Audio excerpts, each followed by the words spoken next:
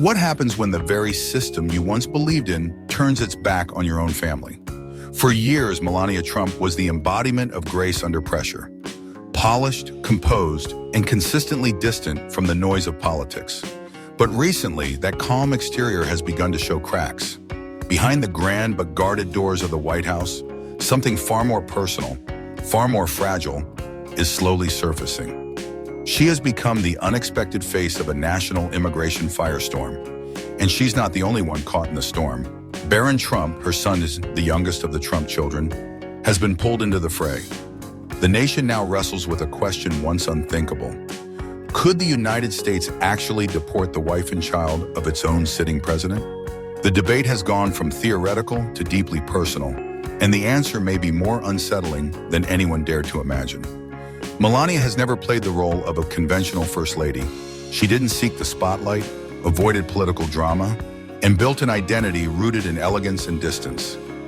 During Donald Trump's first term, she remained poised but peripheral, a symbol, not a strategist. But with Trump's unexpected return to the Oval Office in 2025, her once quiet presence has now been thrust under the blinding glare of controversy. It didn't take long. Just hours after his second inauguration, President Trump began signing aggressive executive orders aimed at reviving some of the most controversial aspects of his first term: mass deportation programs, citizenship reviews, and birthright limitations. What once seemed like rhetoric had now become action, and this time the repercussions were immediate, widespread, and deeply personal. Families began to fracture. Immigrant communities braced for raids. People with green cards, some who had lived in America for decades, suddenly found themselves summoned to court.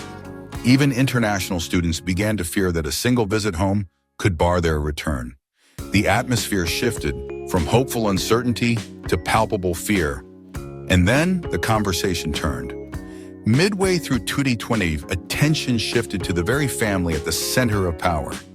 A petition began circulating online demanding that Melania and Barron Trump be investigated and potentially deported. The timing was explosive. Earlier that year, Trump had signed an executive order instructing federal agencies to re-examine how birthright citizenship is applied. Though legally contested, the move was unmistakable in its intent: to limit automatic citizenship, even for those born on American soil.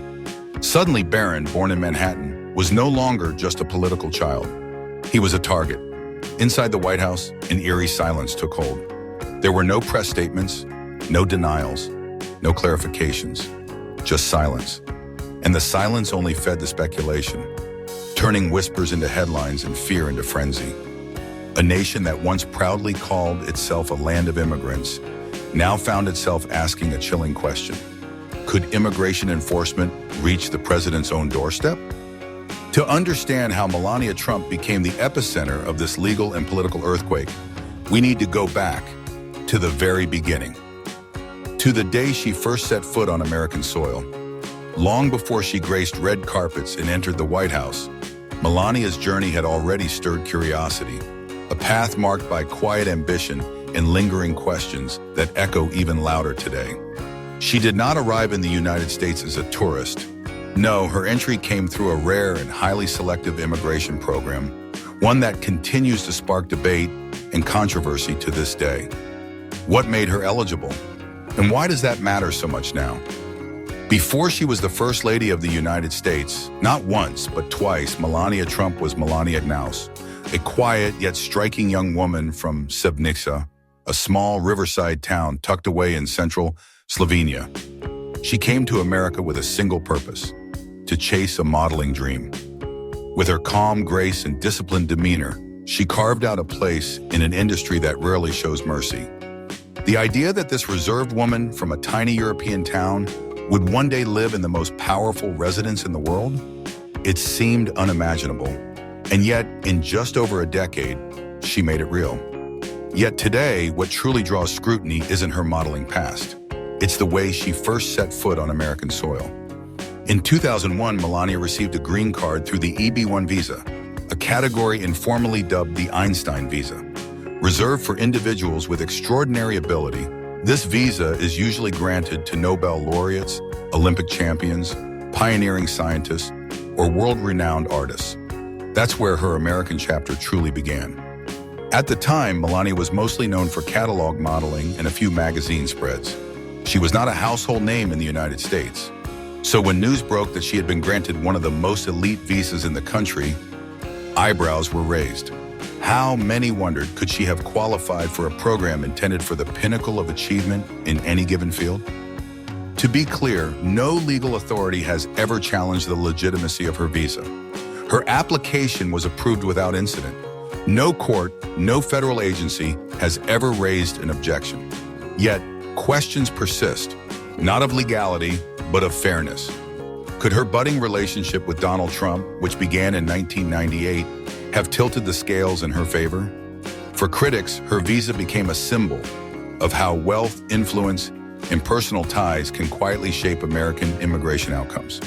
After receiving her green card, Melania became a U.S. citizen in 2006, shortly after marrying Donald Trump.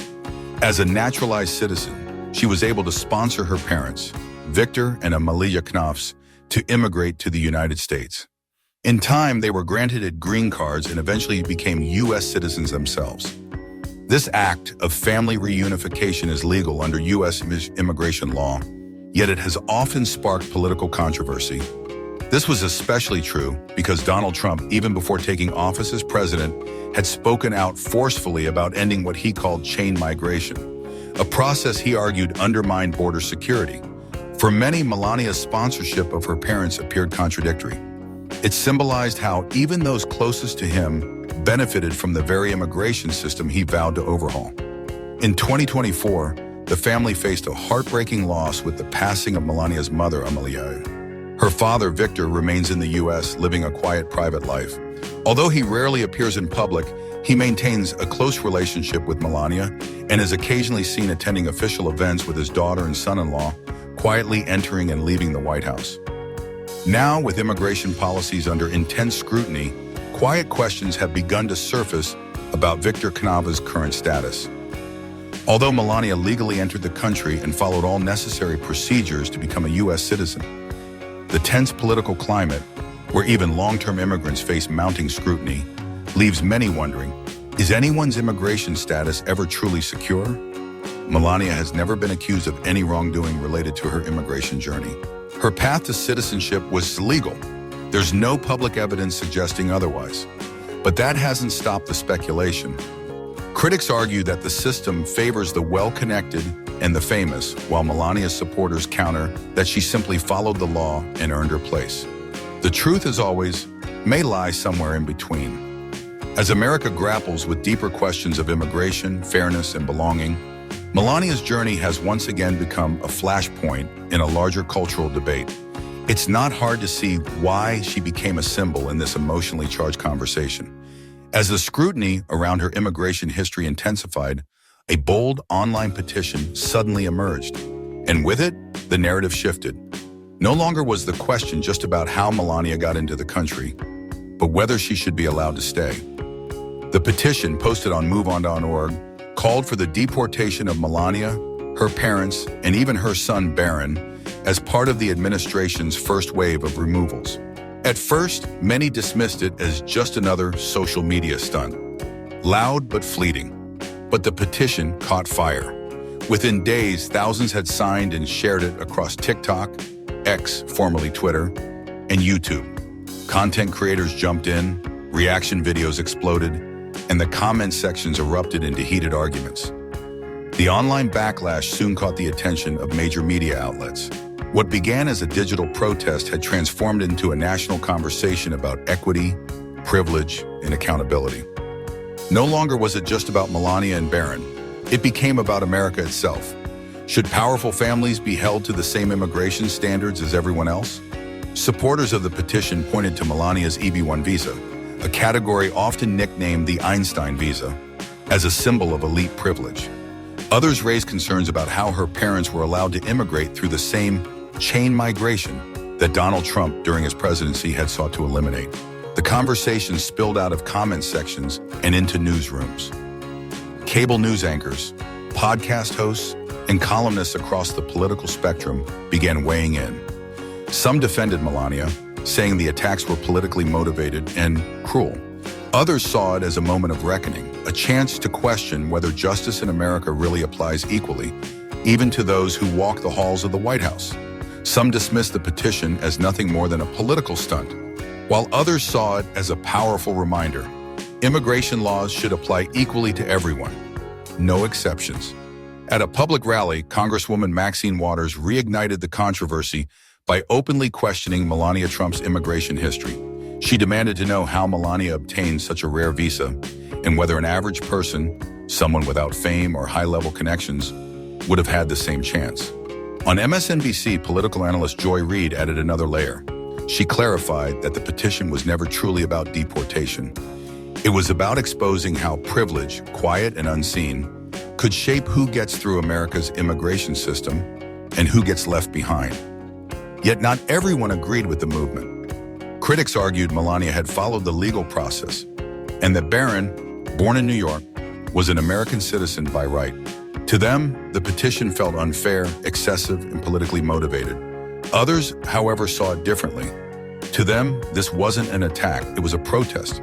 A symbol, what started as an anonymous online forum, had suddenly exploded into a nationwide debate. And just like that, the conversation shifted from immigration law in general to whether the first family should be held to the same standards as everyone else. Soon the issue was no longer just about the law, it had morphed into something deeper, a national reckoning about fairness, power, and accountability. For days, the White House said nothing. No statement, no press release, not even a tweet, not from Donald Trump, the man who was never one to stay silent. The silence was strange, eerie even, and that silence only fueled the public's curiosity.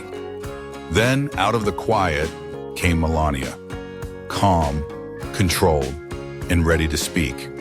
She appeared in public for the first time since the controversy erupted with a visit to Kerrville, Texas, a small town still recovering from a devastating flood that left many families, including children at a nearby summer camp, in mourning. Officially, the visit was described as humanitarian, but for millions watching, it felt like much more than that. Melania arrived quietly, without fanfare, dressed simply in a brown jacket and a black baseball cap, wearing a charming bracelet gifted by local children. She stood alongside first responders and grieving families, delivering a short but heartfelt message. We grieve with you. Our country grieves with you. For those in Kerrville, it was a comforting moment. For viewers across the nation, her words carried a deeper meaning, a subtle response to the swirling questions surrounding her, without addressing them directly. Melania has always been enigmatic, and this moment was no exception. Despite years of public scrutiny, she rarely offers clues. This time, she made no effort to defend herself or explain the headlines. She simply appeared, standing tall, composed, focused on the people affected by tragedy. To her supporters, it was exactly what they expected: calm, steady, unshaken by controversy. Meanwhile, Barron Trump was completely absent from the public eye. Now 19 and in his second year at a business school in New York, he did not join the visit. There was no public statement, no social media post, not even a single photo. Those close to the family said he was focused on school and intentionally steering clear of the spotlight. For many observers, his silence wasn't an escape. It seemed a deliberate choice to stay away from the noise. After Melania's visit, public perception began to shift. Legal experts reminded the public that online petitions have no authority over immigration status. Political analysts argued that her appearance was a carefully calculated move. She wasn't avoiding the issue, she was controlling the response herself. Meanwhile, the White House remained silent, but that silence no longer felt like avoidance. It felt strategic. With a single intentional appearance, Melania made a powerful statement without saying much. The silence was broken, yet one big question remained. Could Melania, Barron, or even her husband actually be deported? The internet had made its voice heard, but what did the law say? For days, social media buzzed with debate. Some believed Melania had done nothing wrong, while others argued her visa history needed a second look. Barron remained completely out of sight, but his name stayed in headlines. After the wave of online outrage, people began searching for hard facts, moving beyond speculation and emotion. Melania became a U.S. citizen in 2006, completing the full legal process, background checks, interviews, and the oath of allegiance. From that moment forward, her legal status has been the same as any natural-born American. The only way her citizenship could be revoked would be if there was concrete proof of fraud during her application, and there has never been any such evidence. No investigations are underway, no charges filed. Barron, born in 2006 in New York City, is a natural-born American under the 14th Amendment of the U.S. Constitution. The Constitution makes it clear, anyone born on U.S. soil is a citizen, regardless of their parents' immigration status. While debates about birthright citizenship continue in political circles, no court has ever overturned this interpretation. Though President Trump once signed an executive order directing agencies to review the 14th Amendment's application, executive orders cannot override the Constitution. After Melania's visit, public perception began to shift. Legal experts reminded people that online petitions hold no authority in determining immigration status. Political analysts suggested her appearance was a calculated move. She wasn't avoiding the issue. She was taking control of the response. Meanwhile, the White House remained silent. But that silence felt less like avoidance and more like strategic restraint. With one carefully staged appearance, Melania had made her point, without saying much. The silence was broken, but one massive question remained. Could Melania, Barron, or even her father-in-law be at real risk of deportation? The internet had spoken, but what did the law say? For days, social media buzzed with debates. Some claimed Melania had broken no laws. Others insisted her visa status deserved closer scrutiny. Barron stayed out of the public eye, but his name only grew louder. As the online outrage faded, people began to search for concrete answers, setting aside opinions in pursuit of truth. Melania had naturalized as a U.S. citizen in 2006, completing the full legal process, background checks, interviews, and the oath of allegiance. From that moment on, her legal status became equal to anyone born on U.S. soil. The only way her citizenship could be revoked would be through proven fraud in the application process. And no such evidence exists. There is no investigation. No charges. Barron, born in 2006 in New York City, is a natural-born U.S. citizen, protected under the Constitution's 14th Amendment. The Constitution is clear. Anyone born on U.S. soil is a citizen, regardless of their parents' immigration status. Although debates about birthright citizenship continue, no court has overturned that principle.